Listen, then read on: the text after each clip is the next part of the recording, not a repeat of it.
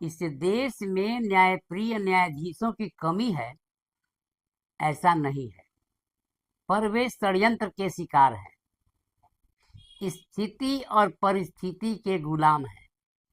उनकी स्थिति उस रंडी जैसी है जिसने अभी अभी मंडी में पैर रखा हो और जिसकी सारी कमाई कोठे की बाई खा जाती है और उसके नसीब में लिख देती है एक ऐसा जख्म जिसकी उसने कभी कल्पना भी नहीं की थी।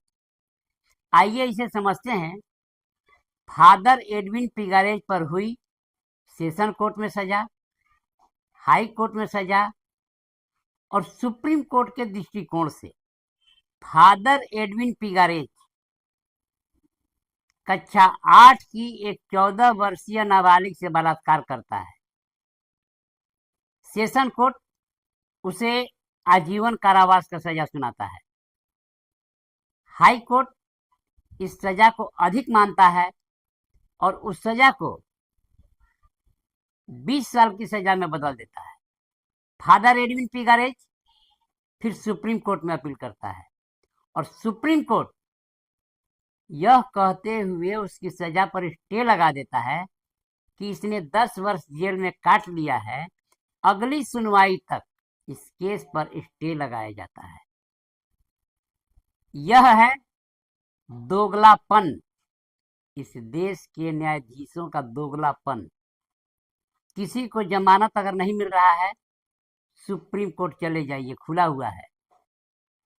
राकेश किशोर ने बीआर गवई को जूता यूं ही नहीं मारा था, उसके पीछे पर्याप्त कारण थे। सुप्रीम कोर्ट का दोगलापन।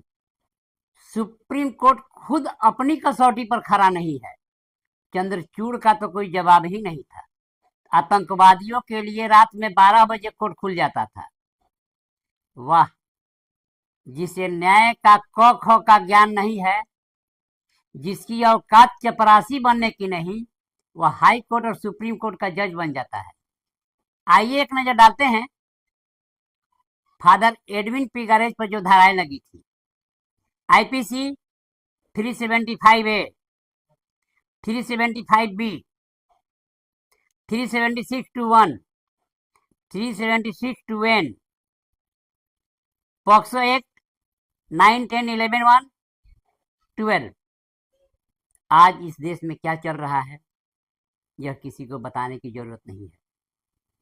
आवश्यकता है एक और स्वाधीनता संग्राम की। न्याय प्रणाली में सुधार राजनीतिक पार्टियों के लिए संभव नहीं। इसके लिए न्यायप्रिय न्यायाधीशों को ही सामने आना होगा। उन्हें न्यायमूर्ति जगमोहन लाल सिन्हा की तरह अपने धैर्य और साहस का परिचय देना होगा, जिन्होंने इंदिरा गांधी की औकात उस समय बताई थी जब इंदिरा गांधी केंद्र में प्रधानमंत्री थी। न्यायमूर्ति जगमोहन लाल सिन्हा की तरह, एसएम सिकरी की तरह, जेएन सेलट की तरह, केएस हेगड़े की तरह, एएन ग्रोवर की तरह, एके मुखर्जी की तरह, केके मैथ्यू की तरह और हंसराज खन्ना की तरह साहस दिखाना होगा। तभी न्याय प्रणाली में कुछ सुधार संभव है। अगर ऐसा ही चलता रहा तो वह दिन दूर नहीं जब इस देश की हालत पाकिस्तान, बांग्लादेश, श्रीलंका और नेपाल जैसी हो जाएगी। वंदे मातरम।